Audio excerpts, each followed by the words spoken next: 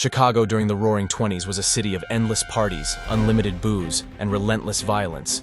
Behind much of that action was one man, known as Scarface, the underworld's most dominant figure, Al Capone. At age 26, Capone was the head of a criminal empire valued at hundreds of millions. In today's money, his wealth would be estimated at over $1 billion. He essentially was the real ruler of Chicago for a significant period of time. Capone's power came from his mix of generosity and brutality. He was willing to bribe those who could be of service and eliminate those who opposed him. Today we dive into the story of the notorious Al Capone, the most famous gangster in the world. Alphonse Al Capone, born on January 17, 1899, was the son of Italian immigrants who came to America in pursuit of a better life. His parents were originally pasta makers back in their small hometown Naples. They moved to the U.S. around the start of the 20th century. Al's dad came over first, setting himself up as a barber in Brooklyn. That time was booming with immigrants, and like many others, the Capones ended up in one of the cheaper, poorer neighborhoods they could afford. His mother was devoutly religious to the end of her life. His dad was a perfectly respectable barber. You'd never guess any of their kids would end up on the wrong side of the law, but somehow, they all did. Back then, Brooklyn had just merged into New York City. It was a place of extreme wealth and extreme poverty where you could scrape a living doing pretty much anything. Organized crime was rife, especially in prostitution and gambling. Al Capone was one of 9 kids in a family that didn't have much. From a young age, he had to hit the streets, hustling to bring some money home. He got into the gang scene pretty early, doing whatever it took to get by, even if it meant getting into fights. There's this one time Al found out some kid stole a washboard from an old lady. So what does he do? He gets his own gang together, gets the washboard back, beats up the thieves, and then parades around like a hero. Even as a kid, you could see the outlines of Al Capone, who grew up with a kind of a Robin Hood legend. By the time he was 14, maybe even younger, Al Capone was already on a bad path. He got expelled from school for punching his teacher in the face, but he picked up other skills, like how to handle himself in a fight. First with a pool cue, then with a gun. Despite the trouble he caused, he was also trying to help his family out, working legit jobs at a munitions factory, as a pin setter, in a bowling alley, and as a cloth cutter in a bookbindery. Ultimately, he got involved with numerous street gangs and proved himself enough to join the 5 Points Gang, one of the most notorious in New York. But Al's life took a big turn when he started bouncing at the Harvard Inn, a bar in Coney Island, run by a gangster named Frankie Yale. That's where Al Capone really got a taste of the gangster lifestyle. To sell ice in Brooklyn, you had to make a deal with Frankie and pay him a portion of the profits. If you fail to do it, most likely a guy like me will break your legs.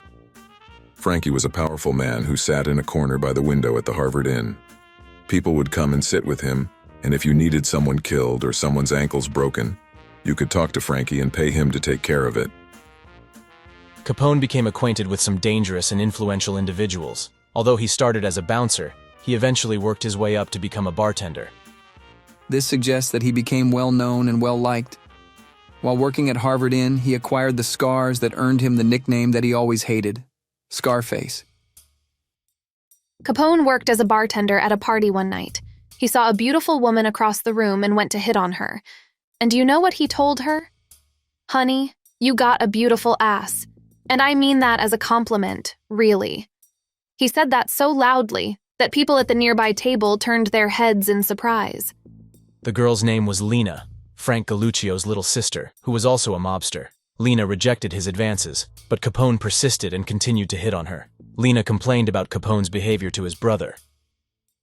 When Capone struck back at him, Frank pulled a knife, tried to slash his throat, missed by a little bit because he was drunk, and slashed Capone across the cheek, leaving 2 smaller scars. This incident gave rise to the nickname he hated, Scarface. Ironically, this scar would later become beneficial to Capone, but at the time, Al tried everything to hide it. He preferred to be photographed from the right side and lied that the scars were the result of a war injury during World War I. During these formative years, Capone caught the attention of a sharp Brooklyn mobster who was 17 years his senior, Johnny Torrio. Capone saw Johnny Torrio as a role model. Torrio had moved recently to Chicago to take over for Vice Lord Big Jim Colosimo. Colosimo controlled a series of gambling dens and brothels, and his nightclub just south of downtown was a popular spot for entertainers, gangsters, and politicians. Torrio needed a lieutenant with both brains and brawn, because new business opportunities were emerging. He believed Al Capone was the right guy. Al Capone, who was only 19 years old and had just become a father and a husband, was about to leave New York. In 1919, he, his wife, May Coughlin, and their baby came to Chicago. Back in the Roaring Twenties, Chicago was all about corruption, non-stop partying, loads of crime, and endless booze. In just a few years, Capone climbed to the top, running a criminal empire Chicago had never seen before. But he didn't get there alone. He had a lot to pick up from his mentor, Johnny Torrio. Johnny Torrio was like a mentor to Al Capone, spotting his potential early on and pretty much grooming him for his successor. Capone started making a name for himself working at one of those brothels, doing a bit of everything. Bartending, bouncing, and there are even tales of Capone hanging outside, trying to lure folks in with promises of a good time. Capone's big break was at Cosmo's nightclub, a hotspot for the city's elite. When Prohibition hit, Torrio saw a golden opportunity in bootlegging, but his boss, Big Jim Colosimo, wasn't interested in expanding his empire. So Torrio made the call to eliminate Big Jim, and guess who got tapped to set it up? Yep, Capone. Al brought in Frankie Yale, his old boss from New York, to do the deed. Big Jim got taken out in his own club's lobby in May 1920, setting the stage for Torrio and Capone to dive into the bootlegging business. Capone climbed the ranks fast. He didn't see himself as just some criminal. He fancied himself more of a classy guy with a love for opera and the finer things. And boy, did he have a unique style. Think bright yellow and green outfits topped with a white fedora. He even rocked a massive 11.5 carat pinky ring worth 50 grand. People started calling him Snorky, a nod to his flashy dressing sense. Capone and his crew were known for making grand entrances at nightclubs. He always sat in the center, so everyone knew he was here. Then he'd generously throw money around, especially to the hostesses who fawned over him. I actually met Al once. Despite what everyone says, he seemed pretty decent in person. It always seemed like it was his crew, not him, who handled the rough stuff. To those who knew him, Al Capone was nothing short of a gentleman. A lot of folks only saw the good side of Capone. They didn't think he was bad, just super generous.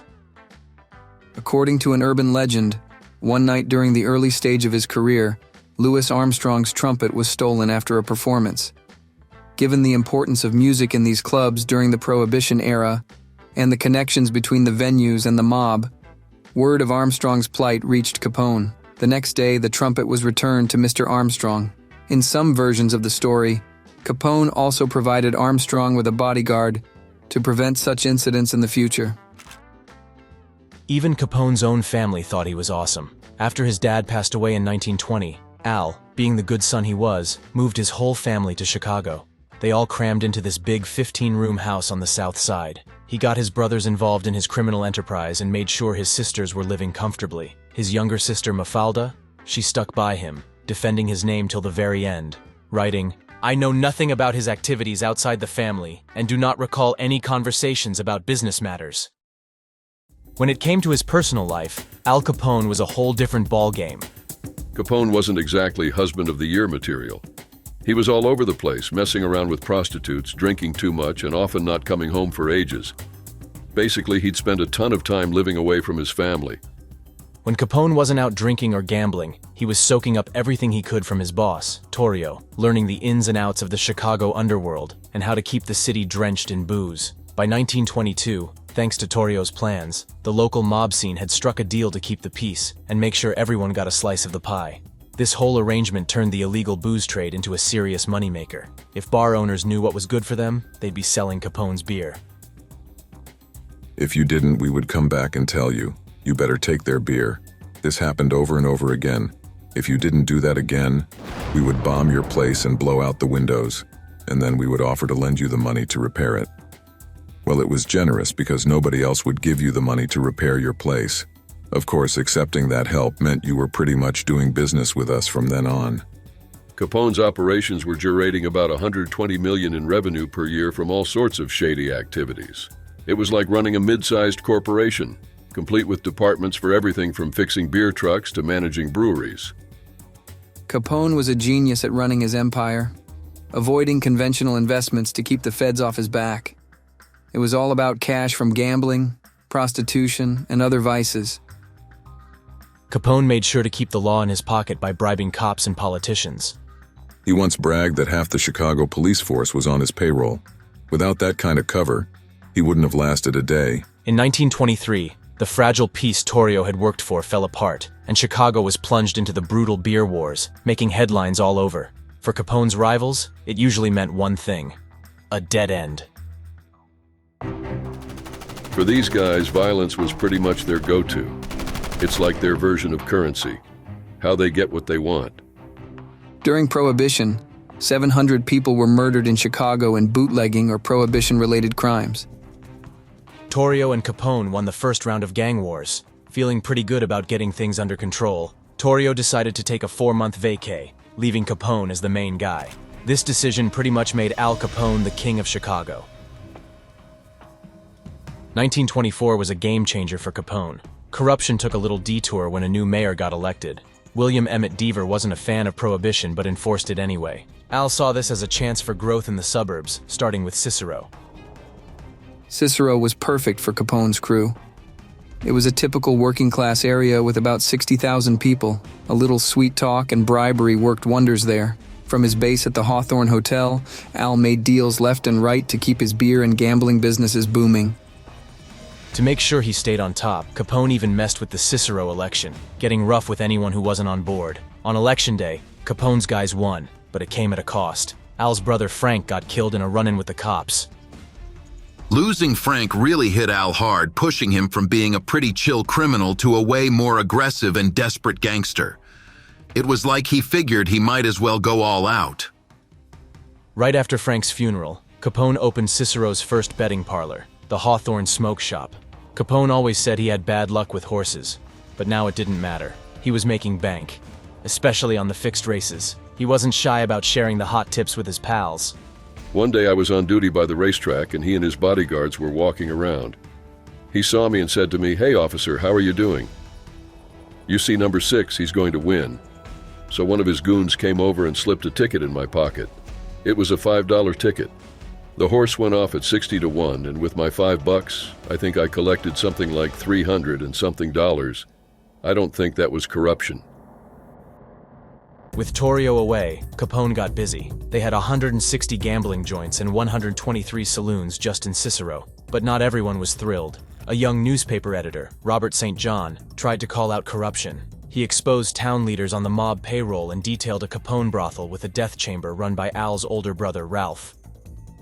Al's people beat the shit up from Robert St. John with a cake of soap and a knitted woolen sock. This was one of Capone's favorite murder instruments. But the bastard survived. Shortly after, Al bought the controlling interest in St. John's newspaper, and with the bad press was over. Taking over other areas was a breeze after Cicero. In Chicago Heights, Capone backed the local mobsters to win their gang wars, and it paid off big time. Al expanded operations, formed new allies, and reaped the profits. When Torrio came back from his trip, if he had any doubts about Capone's potential to be his successor, they were gone. Al Capone has proven he was the man for the job. Everyone knew Capone was a bit of a hothead, but also super loyal. Like this time on May 8th, when his bookkeeper, Greasy Thumb Jack Cusack, complained about getting roughed up by some bootlegger. Al didn't mess around. He straight up shot the guy in the head, right there in front of 3 people. Everyone heard about it, but if you asked them, they'd pretend they didn't. Al laid low for a while, then just showed up at the police station claiming he was miles away when the murder happened. And, believe it or not, he got off scot-free. Trying to pin anything big on Capone was a lost cause. No jury dared to convict him. They all knew the score. If they did, they'd be looking over their shoulders for the rest of their lives. Capone knew it. He went about his business, ordering the elimination of people who refused to cooperate. His favorite move? The one-way ride. You get the guy in a car, drive to some quiet spot, do what you gotta do, and then leave him there. No fuss, no witnesses, no problems, really. So, Capone had this big issue with Dion O'Banion, this gangster who also happened to be a well-known florist on the north side. O'Banion was doing pretty well for himself but got greedy. He tried to pull a fast one on Capone and Torrio over some brewery deal. On the morning of May 19th, Torrio got arrested in a prohibition raid O'Banion knew about. Torrio was heading to jail, but not without planning some payback. They called in Frankie Yale from New York, along with a couple of local guys, to handle O'Banion. They picked November 10th to do it, right when O'Banion was in the middle of prepping flowers for a gangster's funeral. When Yale and the hitmen walked into the flower shop, O'Banion went to shake Yale's hand. Yale grabbed it and held on while the others filled O'Banion with bullets. That was the end of O'Banion and the start of a brutal gang war. Because then, in January 1925, O'Banion's guys, George Bugs Moran and Jaime Weiss, tried to get back at Capone and Torrio for it. They missed Capone but did manage to get Torrio. Torrio survived the attack, got jailed for the prohibition stuff, and then in March, while in prison, he decides to retire. No shocker there. Capone, just 26, took over and became the voice of the city. He loved the spotlight and even held press conferences when accused of anything. And he'd be like, "Look, buddy, I didn't have anything to do with it. Back off, will ya?" But let's be real. Capone was knee-deep in all the gang violence that was getting worse in Chicago. He had to up his security game, moving into this fancy Metropole hotel with secret tunnels for quick escapes. He never went anywhere by himself. Capone was rolling deeper than the president, cruising around in a $20,000 Cadillac that was pretty much a tank on wheels, armored up, bulletproof, with a back window that dropped down so his guys could shoot back at enemies. Capone was living large but always watching his back. So these guys kept stepping on each other's toes, invading territories they promised they wouldn't. Obviously, things got messy and they ended up shooting at each other. Capone knew he had to deal with his rivals, one by one, to get everyone back in line. Capone's next move? Just issue the orders. And that's exactly what he did, without a second thought.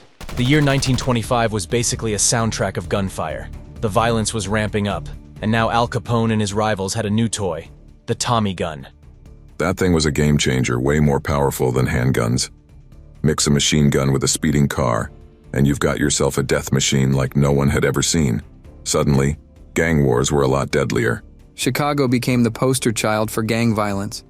The stuff going down here was way more over the top than anything in New York or anywhere else. But Capone didn't just keep the violence in Chicago. He took a trip to New York in December to see a doctor for his son. While he was there, he gave his pal Frankie Yale a gift by taking out 3 of Yale's rivals. Back in Chicago for 1926, the gang wars kept raging. Things heated up even more on April 27th when Capone led an attack on a rival gang outside a Cicero bar, leaving 3 hurt and 3 dead, including a 25-year-old assistant state's attorney Bill McSwain, who was tight with Capone's enemies. The city was in uproar over a public official's murder, so Capone disappeared. He actually took off to Lansing, Michigan, hiding out in a cottage with his mistress for the summer until things cooled down. Eventually, he started talking to Illinois state authorities and turned himself in.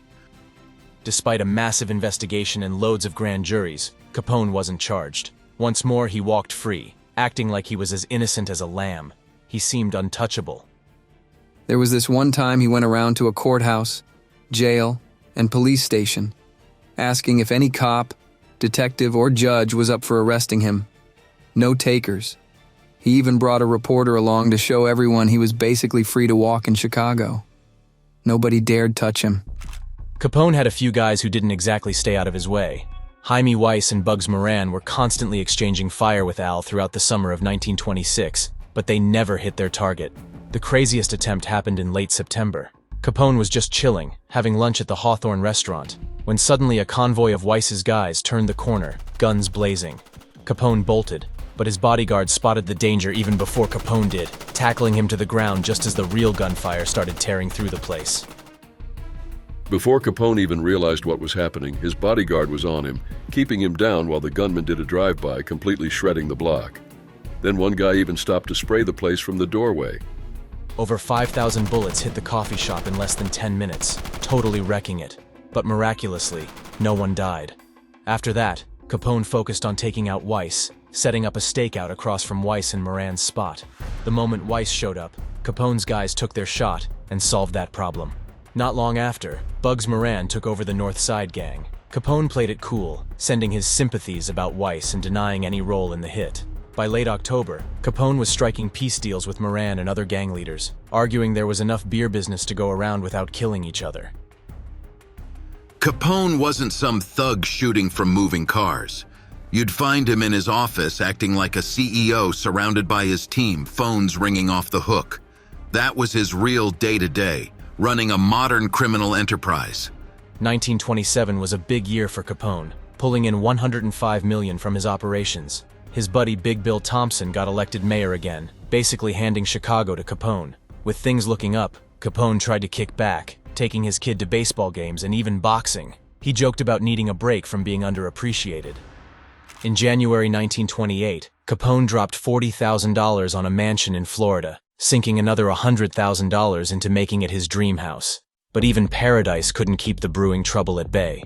Turns out, Frankie Yale, Capone's go-to hitman from New York, was skimming off their East Coast booze shipments. Capone, feeling stabbed in the back, decided Yale's time was up.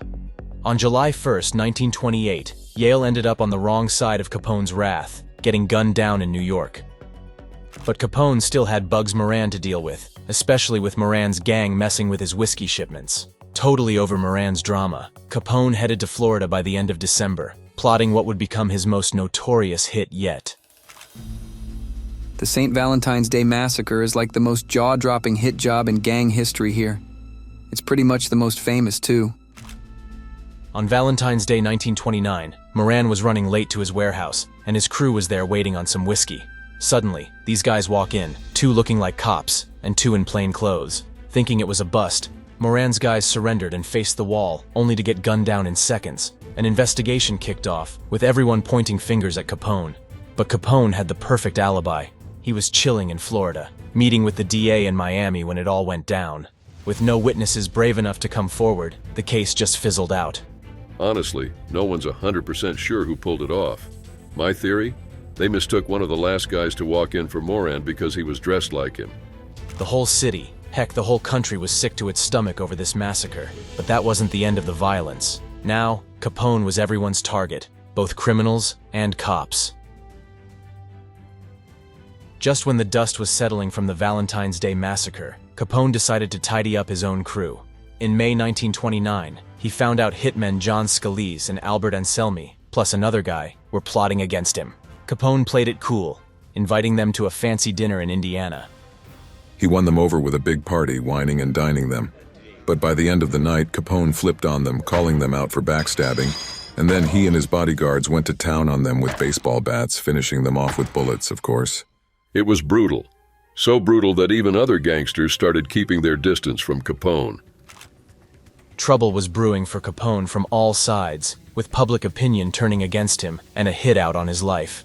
He figured jail might be the safest place for him, so he got himself arrested in Philadelphia for carrying a hidden weapon. But the plan backfired when the judge gave him and his bodyguard a year in the slammer. Capone tried everything to get out early, but ended up running his gang from jail instead. The news from back home wasn't good. The feds were closing in, with President Hoover personally wanting Capone locked up for good. While Capone was still in the Philly jail, his brother Ralph, Jake Guzik, and his right-hand man Frank Nitti all got nabbed for tax evasion. When Capone got out in March 1930, he faced even more heat, being dubbed Public Enemy #1. But he tried to play the good guy, opening Chicago's first soup kitchen during the Depression, feeding thousands daily. Capone's charity work made him kind of a hero in the press, but then he lost a key ally when Jake Lingle, a reporter on his payroll, was killed by a rival gang. Capone sought revenge and started tackling his latest enemy, the federal government. Despite what movies say, Elliot Ness and his untouchables didn't really do much to Capone. It was the IRS guys who were the real threat, nabbing Capone's top guys for tax evasion. But pinning anything on Capone was tough since, on paper, he didn't own anything. Capone was all about keeping things low-key. He never put any property under his name. His Florida house was in his wife's name, the Chicago pad in his mom's name. Even his car wasn't under his name. He wasn't big on keeping records either, but some of his bookkeepers did. Eventually, the IRS got their hands on these ledgers, cracked the codes, and traced it all back to Capone. It took a solid 5 years to gather all the dirt on him. By June 5, 1931, Alphonse Capone was facing 22 charges of dodging taxes from 1925 to 1929. The feds claimed he owed over $215,000. Capone tried every trick in the book to sway the case his way. He even tried to off the attorney leading the charge against him by hiring some thugs from New York. But the Secret Service was on it, shadowing these guys and keeping the attorney safe. In the end, Capone figured it was smarter to just call them off, especially with the trial looming. Capone wanted to strike a deal, but the judge wasn't having any of it. Then, Capone tried to bribe the jury, but the judge caught wind of it and switched the jury last minute. Capone didn't stand a chance, especially with the jury having zero sympathy for a guy living large while everyone else was struggling. In the end, they nailed Capone on tax evasion. Not for the murders, not for running brothels, just taxes. But hey, it was enough to put him away. He got slammed with an 11-year sentence, the toughest sentence for tax evasion ever given at that time. Capone probably never saw it coming. He figured at most he'd do a year or two, not a decade. As Capone left court, he told the photographers to get their shots because they wouldn't see him for a while. His appeal flopped, and he went from the local jail to Atlanta's federal prison, then to Alcatraz. Alcatraz was tough. He couldn't pull his usual stunts. In 36, someone even tried to stab him. By 38, he was diagnosed with syphilis and he was falling apart. He got moved to a medical facility in 39 and was released a bit later to a hospital in Baltimore. By March 1940, he was back in Florida, but syphilis was taking its toll. Capone passed away from a heart attack at 48 in January 1947. It was freezing that day, like 11 below. Still, the funeral was packed. The mob boss at the time, Anthony J. Accardo, ordered every gangster to show up and pay their respects, even though Capone hadn't had any real power for years. Capone might have left the mob scene, but his impact on Chicago's shady side hasn't faded a bit. Capone's time kicked off what's now known as Chicago's organized crime family. He pretty much laid the groundwork in the Windy City. And from there, things just blew up, especially in the 50s, 60s, and 70s. But love it or hate it, Capone's name is pretty much etched into Chicago's history books. If you want another monkey story, watch this video about Seichi Lop, the drug trafficker whose profits even El Chapo and Pablo Escobar might envy.